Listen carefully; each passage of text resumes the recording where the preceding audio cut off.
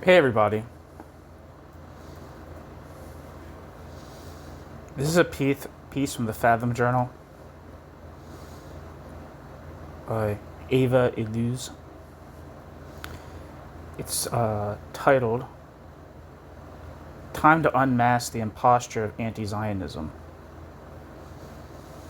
And the description, the little introduction for this piece says, in this scholarly analysis, Eva Illouz, directrice d'études à françaises École des hautes études en sciences sociales, probes the attempts of the anti-Zionist left to separate its ideas and attitudes from charges of anti-Semitism.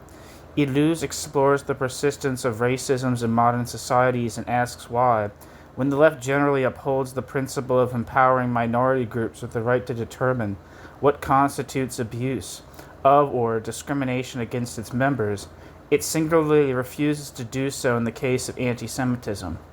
Illouz also confronts the nature of anti-Zionism itself, asking why, quote, a secular ideology whose aim was to restore dignity and independence to the Jews has been singled out as the bearer of a radical guilt and evil as no other, end quote.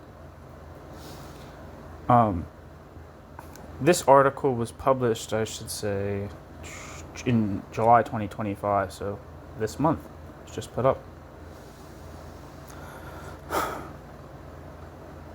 When left implicit, the assumptions... Okay, I'm starting reading now.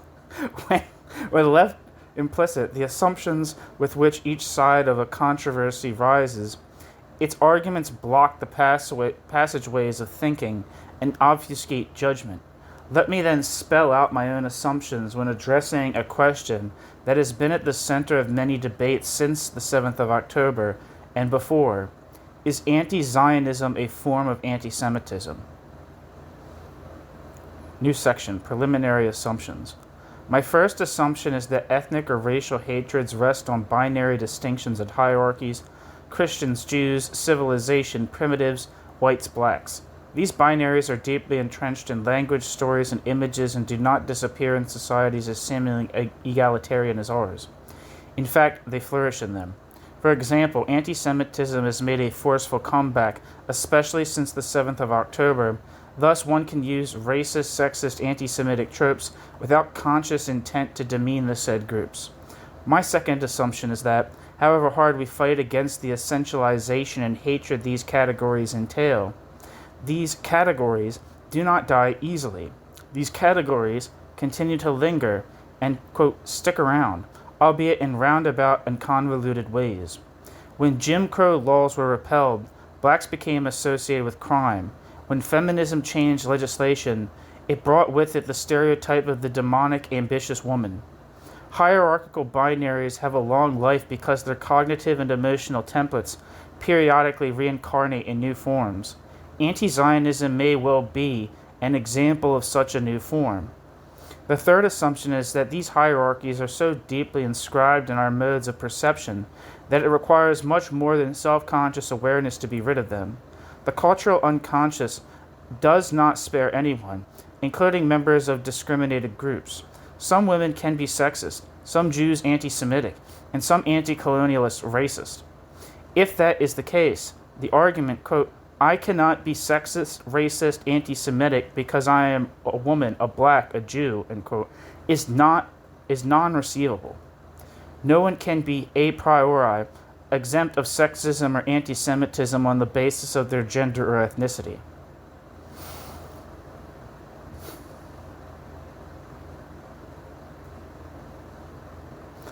That many anti-Zionists are Jews does not in principle constitute a proof that anti-Zionist ideology does not peddle in and recycle anti-Semitic views. I lay out these assumptions to better address one of the most vexing issues in the political arena. Is anti-Zionism a circumvoluted form of anti-Semitism? New section. The self-described progressive left, such as Judith Butler, and we all know, Pankaj Mishra, and Masha Gessen, whose recent New York Times essay, quote, Drawing the Line on Anti-Semitism, end quote, generated a storm, and others, has spent a great deal of energy trying to distinguish between anti-Zionism as a political ideology and anti-Semitism as a heinous and irrational sentiment.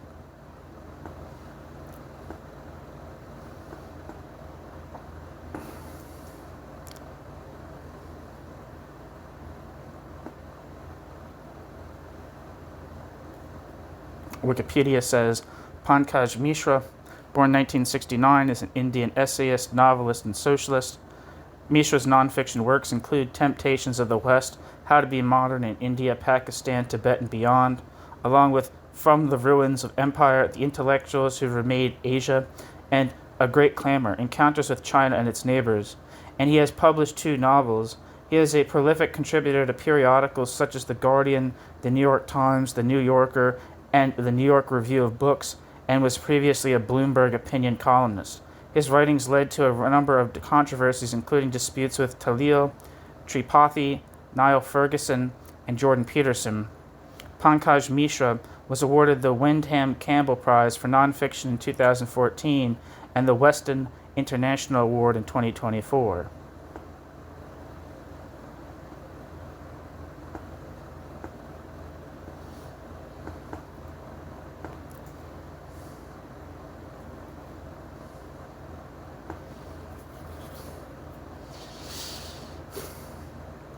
And Wikipedia says Masha Gessen is a Russian and American journalist, author, and translator who has written extensively on LGBT rights.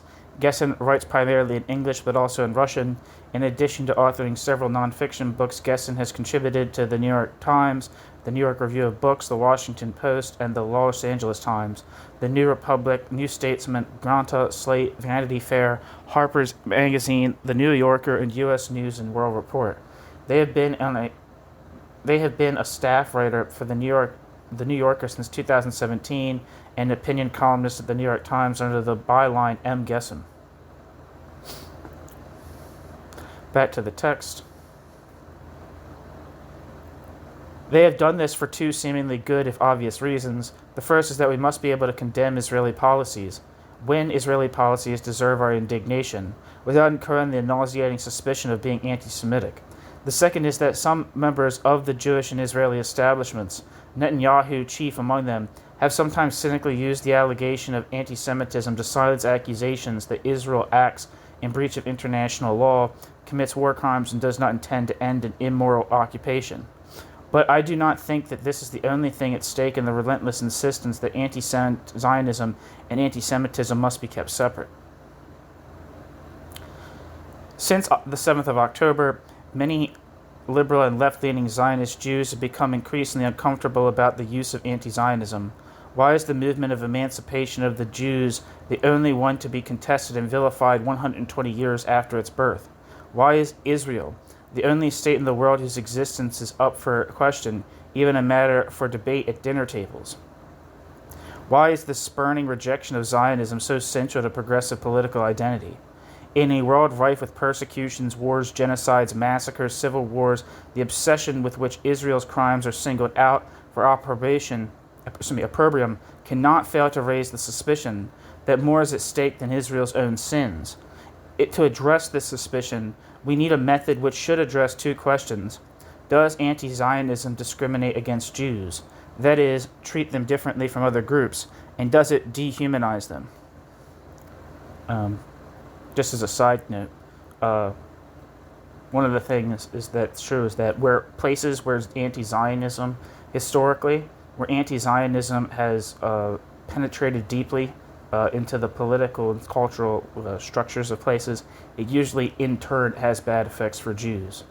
If you think, for instance, in Eastern Europe, the effect that anti-Zionism as a kind of like as like a dog, like a certain kind of like that's the reason why like a lot of like people's careers within communist Poland were destroyed under the banner of anti-Zionism, which quickly, very apparently was an anti-Semitic development, but also guaranteeing, acting as though, supposing is the word I'm looking for, supposing that in the Middle East and North Africa, in the wake of Israel's establishment, assuming that there was no anti-Semitism involved at all. The anti-Zionism in the Middle East translated into an intolerable situation for Jews, where Jews where there was a mass exodus of Jews from other Middle Eastern countries than Israel to Israel, right? Something around 800,000, right? Similar to a level, by the way, of the Nakba, the refugee crisis in the wake of the Arab-Israeli War in 1948, right? Places where anti-Zionism takes hold as like a doctrine. Even if we were just to assume, right? If we were just to assume that this anti-Zionism didn't have any kind of anti-Semitic motivations whatsoever, which clearly in those situations it did, it quickly transferred into just persecution of Jews outright.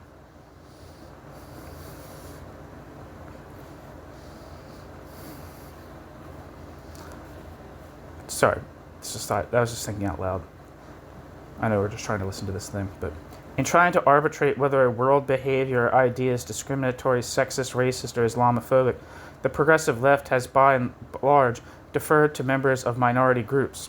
This is the only logical way to proceed, for if discrimination or racial hatred profits one group to the detriment of another, we cannot let the profiting group judge how harmful its own behavior is. Whether men, quote, only pay a compliment or harass a woman in the workplace when they comment on their appearance can be decided only by the latter, not the former. This assumption has become universally accepted, except in one case, the Jews.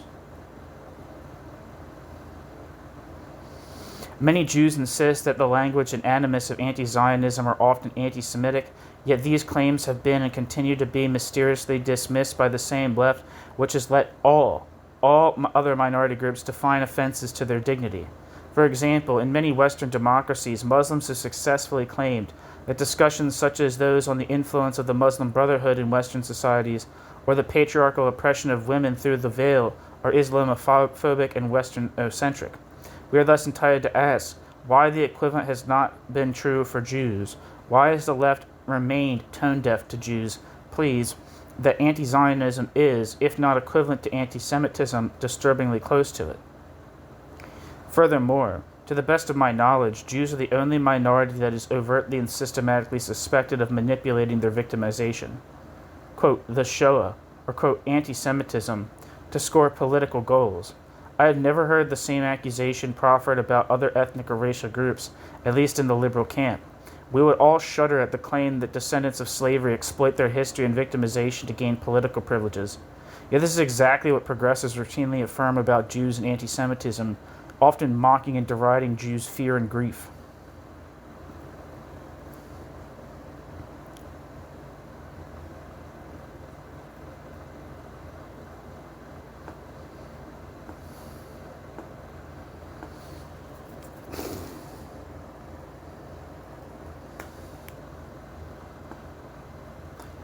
Why then is there such jarring asymmetry between Jewish and non-Jewish voices in their capacity to use their historical memory and to be able to designate what constitutes an offense to their group? Assuming progressives are not animated by an explicit and conscious hatred of Jews, I believe there is only one plausible answer. Even though Muslims, to continue with the same example, are demographically, territorially, and economically in total accumulated wealth far superior to Jews, they are viewed as a vulnerable and persecuted minority, while Jews, especially when associated with Israel, are denied this status. If Muslims constitute 2 billion people in the world, or close to 30% of the world population, and the Jews 15 million, or 0.2% of the people who inhabit this planet, the latter clearly better qualified to the status of vulnerable minority in global terms. But in Western democracies, Jews are treated as a dominant and, quote, white, unquote, group, a perception buttressed by the fact that they are mentally associated to Israel, a military state victorious in numerous wars. At survey after survey in Europe and in the United States, it was found that a third or more of the population believed Jews have too much power. More interestingly, Young people, more likely to be progressive than older people, are more likely to think Jews control too much of the economy and the media.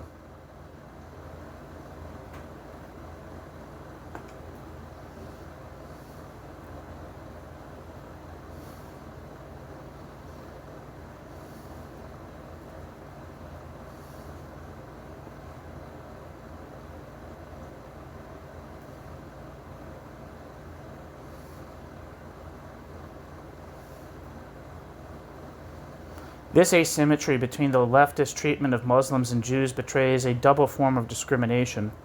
It views Islam as in need of protection despite its territorial reach and religious power, revealing an Orientalist condescension. Protecting Islam differs from the protecting from real and present discrimination the Muslim minorities live in. Protecting from real and present discrimination the Muslim minorities who live in Western countries, and it cancels minority status of Jews because they're implicitly associated with power and domination.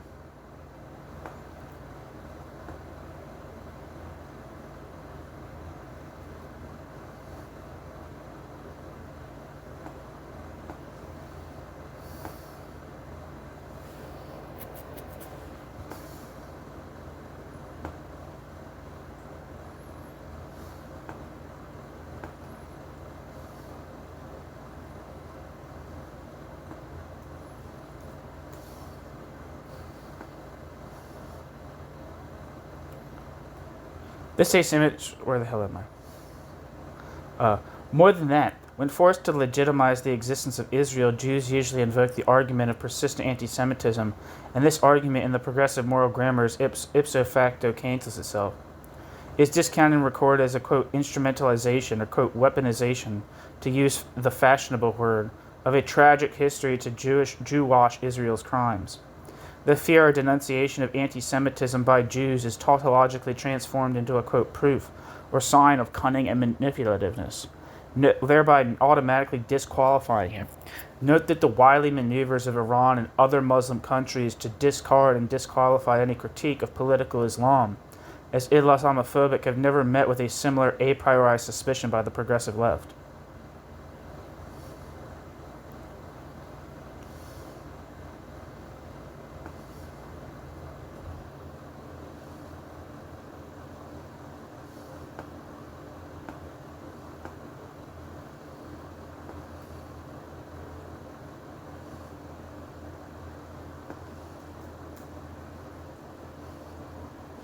Sorry, gotta copy that down.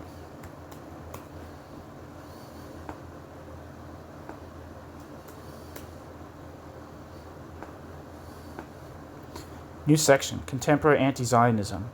Thus we may say rather confidently that two key tropes of traditional anti-Semitism, quote, happen to be the same as the ones bestowed on Zionists and Zionism. Tentacular destructive power and malevolent scheming to evade accountability. These two key anti-Semitic motifs have been cut from anti-Semitism and pasted into Zionism. Onto Zionism. Let me quote a document published by the Dyke March in New York 2025. This document offers a long enumeration of the worthwhile causes that Dykes endorse. Capital D Dykes. For bodily autonomy, and I guess this is a quote, or quote, for bodily autonomy and reproductive justice, for the liberation of all oppressed people, pro-immigrant, body-neutral, and fat-positive, inclusive of all religions and spiritual practices, support of sex workers, sex and kink-positive, intergenerational, for self-exploration, non-hierarchical, a place for community and queer joy, inclusive. End quote. In this long list of causes to defend, only one makes it on the list of evil. Zionism. Judge for yourself. Anti-Zionist. We oppose the nationalist political ideology of Zionism, particularly as it is promoted within U.S. institutions, which continue to be used to subjugate, displace, and marginalize Palestinian people. Anti-Zionism rejects the imperialist notion that the self-determination of one people can be used to justify institutional inequality, the forced displacement of a local population, or the ethnic cleansing and genocide of another ethnic and cultural group. We firmly distinguish between opposition to Zionism as a political ideology and anti-Semitism. We stand against anti-Semitism in all its forms, and recognize that Jewish people have faced historical and ongoing oppression. Our critique is directed at the political system and ideology, not at Jewish people or Judaism." End quote. Note that the perfunctory distinction between anti-Zionism and anti-Semitism is repeated here in order to preempt accusations of anti-Semitism and to silence the Jews who could feel demeaned or offended by the fact that in the long list of afflictions which damn and doom the world, only Israel and Zionism are worthy of mention. Yeah, no mention, no critique of Islamism, no critique of other nationalisms, just Jewish nationalism. It would be it's like very much comparable to like a full celebration of all there's like a similar analogy between like the way that there's a similar way into which like a critique of like in the Frankfurt School tradition of critique of anti-Semitism. The idea is that that anti-Semitism often takes a very unself-conscious, truncated critique at anti-Semitism, right? I mean, of capitalism, usually in the sense of like, instead of like understanding capitalism as like a system, right?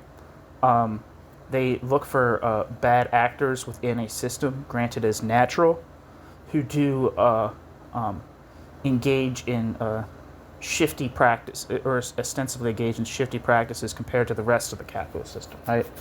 So instead of critiquing like profit, right, there's this like obsession with interest as a particular form of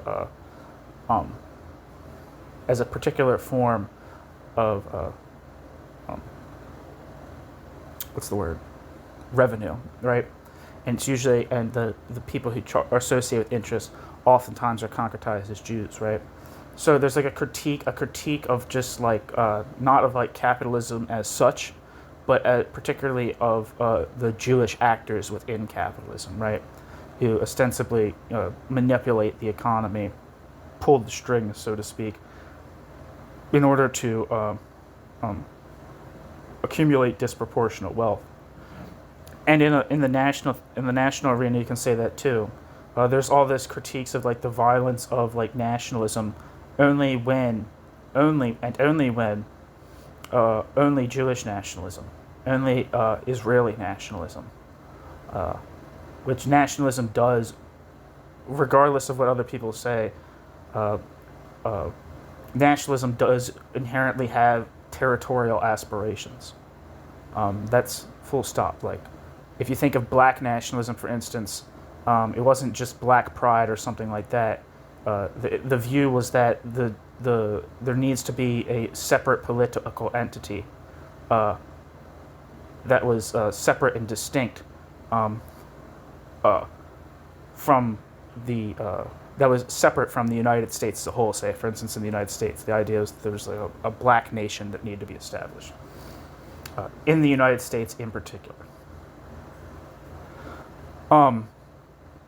That's what nationalism has, that. But there's only one critique of nationalism, right? And that's the critique of Israeli nationalism, Jewish nationalism, not nationalism as such. And just as nationalism as such, or the state is not critiqued as such, or the system of states is not critiqued as such, as a form of social life that inherently entails destruction and violence and exclusion and all those other things.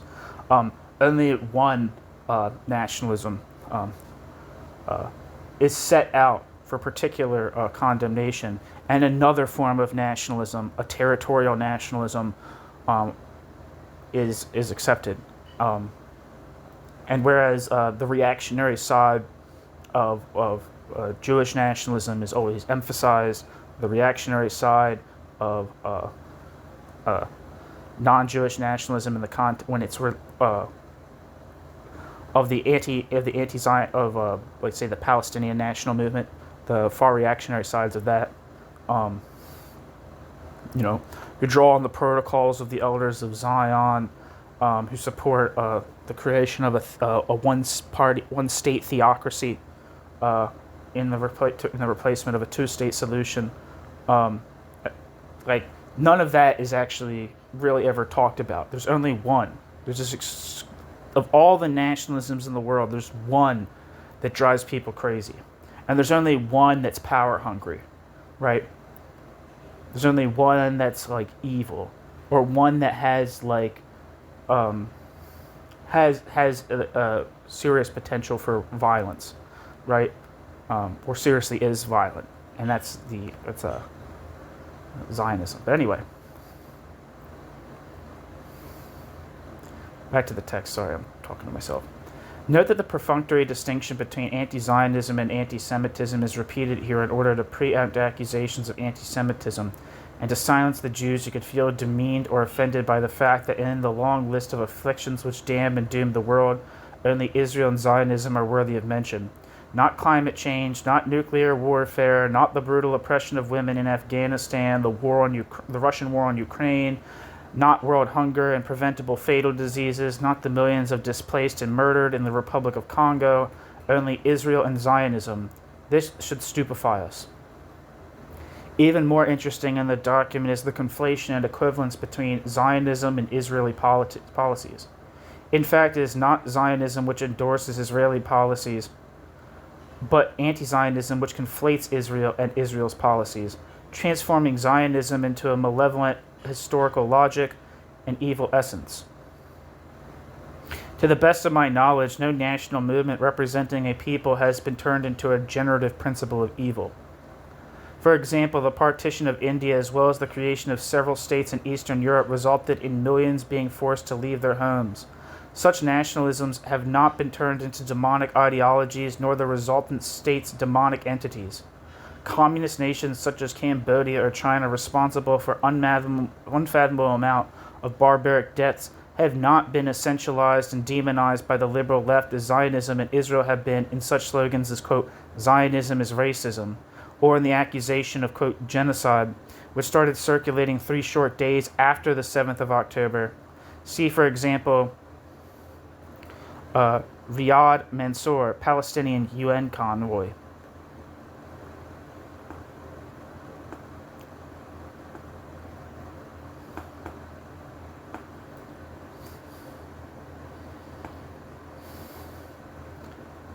In Wikipedia says, Riyad H. Mansour, born 1947, is a Palestinian-American diplomat and since 2005 has been the permanent observer of Palestine to the United Nations.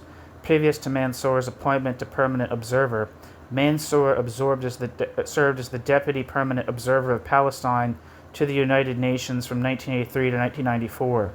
In 2005, President of the Palestinian National Authority, Mahmoud Abbas, appointed Riyad Mansour to succeed Nasser al-Qudwa as permanent observer for Palestine to the UN. Under Mansour, the permanent observer mission of Palestine to the United Nations changed from being a, quote, entity to being a, quote, non-member observer state, end quote, on the 29th of November 2012.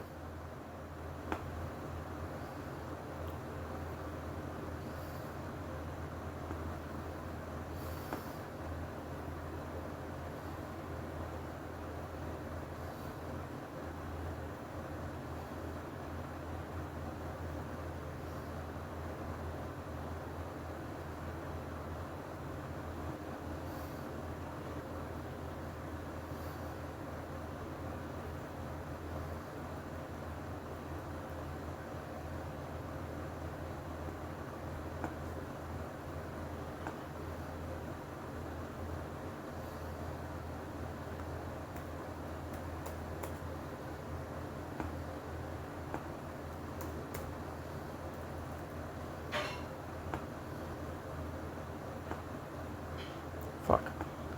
Accidentally. God damn it. Accidentally closed out of the page. Can you believe how stupid I am?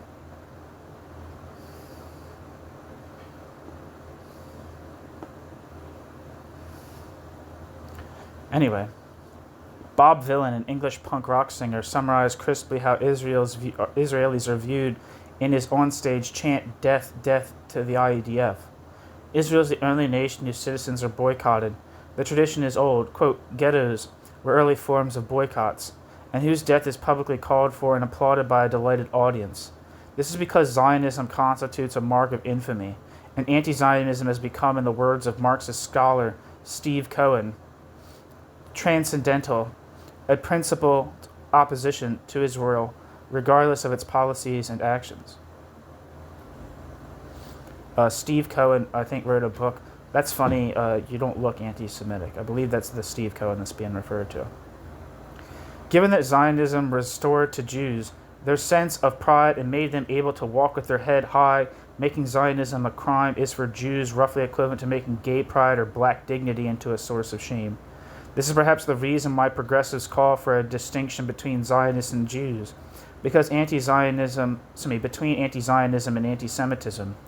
Aware that anti-Zionism vilifies a source of Jewish pride, they attempt to evade and obfuscate the obvious. Separating Zionism from Jewishness is like wanting to eat the wheat without the chaff.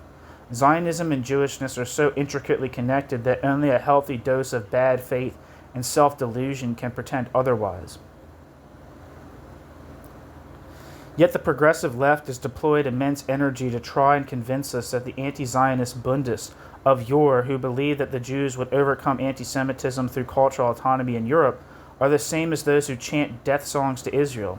Many of the Bundists were murdered by Hitler or Stalin, dealing a conclusive blow, both literal and figurative, to this integrationist philosophy.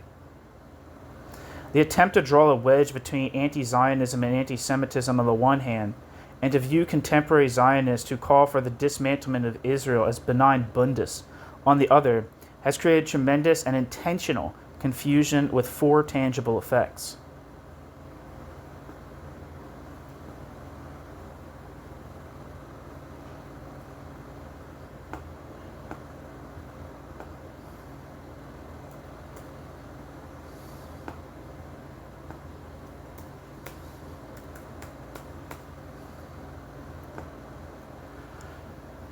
First, it makes it difficult for Jews to establish the boundaries and even the reality of offenses against them, as has been the case with other minority groups. Jews can no longer establish the conditions for their dignity. Second, the distinction between anti-Zionism and anti-Semitism renders Jews acceptable only if they abjure Zionism, much like Christians had demanded Jews renounce their faith and self-definition to be spared.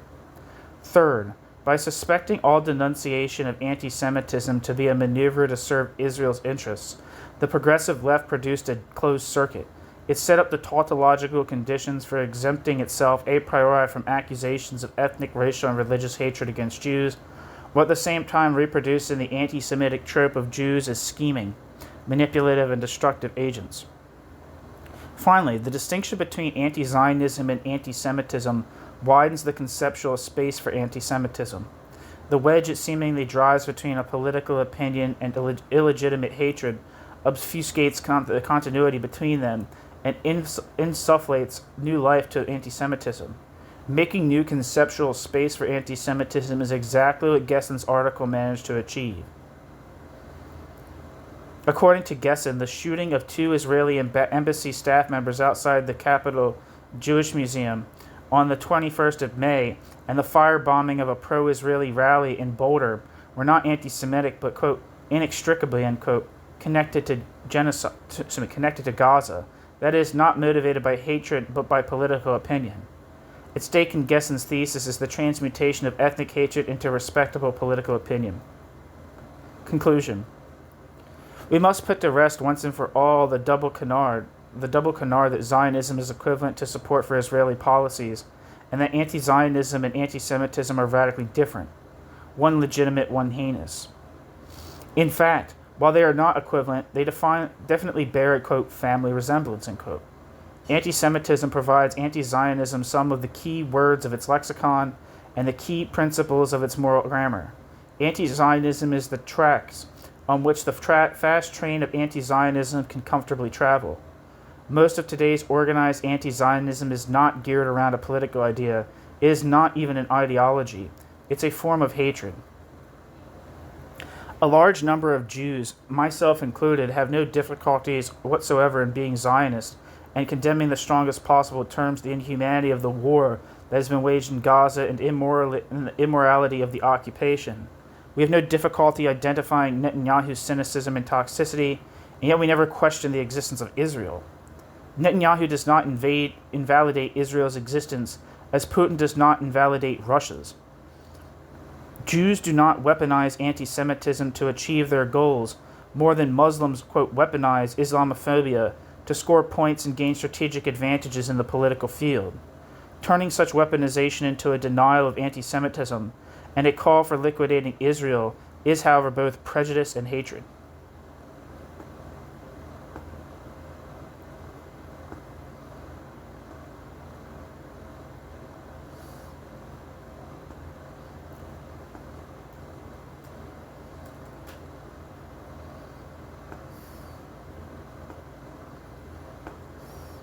There is no logical connection between condemning Israel's immoral actions or Netanyahu's cynicism on the one hand and anti-Zionism on the other. To be a Zionist means to not even think about the question whether Israel, a very flawed and imperfect state as most states are, is legitimate. The same way that one does not wonder about the legitimacy of Portugal, Pakistan, or Brazil. And progressives do not question the validity of repeat international norm violators like Russia and China. But for anti-Zionism, this is a valid question. The only state of Jews is the only one among all states that should be, quote, dismantled, physically or symbolically, and the only state whose citizens should be excluded from the conduct of human affairs, that is, boycotted. Anti-Zionism makes the hatred of Israelis a mark of virtue. The claim that anti-Zionism is entirely distinct from anti-Semitism is cognitively implausible and morally fraudulent. Imagine for a minute an entire intellectual movement supporting the dismantlement of African nations, supporting the dismantlement of shunning them and turning them into pariahs, obsessively vilifying them under the pretext of their endless wars while swearing to the skies that such a position is not racist. It is doubtful many would be fooled. Yet this is exactly what anti-Zionism has done. It has been successful at doing this because Zionists are Jews and because there is a long tradition of excluding Jews and demonizing Jews. It denies to Jews a key and essential dimension of their existence and self-definition. It demands that Jews abjure a deep component of themselves and their identity. More, as the reactions to the 7th October have shown, and as Gessen's article makes painfully clear, the stakes of anti-Zionism are possibly to make the killing of Jews, if not legitimate, at least unacceptable. Let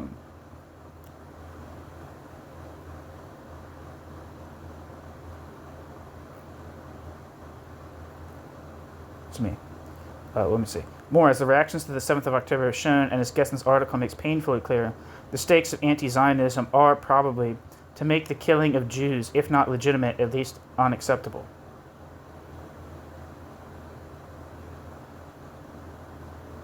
At least less. Sure, what the hell am I reading? At least less unacceptable. At least less unacceptable. And I mean, that is actually purely the case, right? I mean, people say things like it's always okay to kill a colonizer.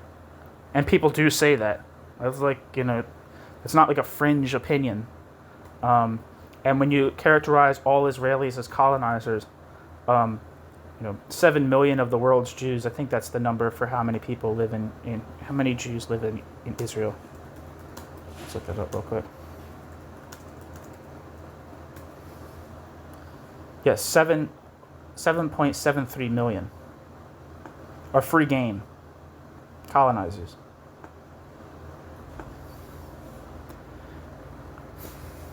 This is a semantic continuity between the ways in which Jews are vilified in the Christian world, which associated them with deicide, the spilling of Gentile blood, especially children, and ritual murder, and the view of Israel as uniquely destructive and criminal. A secular ideology whose aim was to restore dignity and independence to the Jews has been singled out as the bearer of a radical guilt and evil as no other. No sloganeering will manage to hide the obvious Anti-Semitism gives anti-Zionism its fuel and passion, its semantics and archetypes. If, quote, woke ideology has marked a moral progress, It is precisely in making us aware that misogyny, homophobia, and racism have deep structures. If it is true for these, it is no less true of anti-Semitism. The time has come to unmask the imposture because transcendental anti-Zionism is deeply offensive to many or most Jews and does not serve the Palestinian cause. It prevents us from achieving the urgent tasks ahead: stop Israel's reckless destruction of Gaza, rebuild the Strip, give a humane future to Palestinians, and create durable regional peace, and ensure a future Gazan leadership without genocidal aspirations against Israel. As long as our language is contaminated by anti-Semitism, and as long as anti-Zionism continues perniciously conflate critique of Israel with its demonization, we can drift further away. We can only drift further away from these goals. That's the end of the piece. Thank you so much for listening.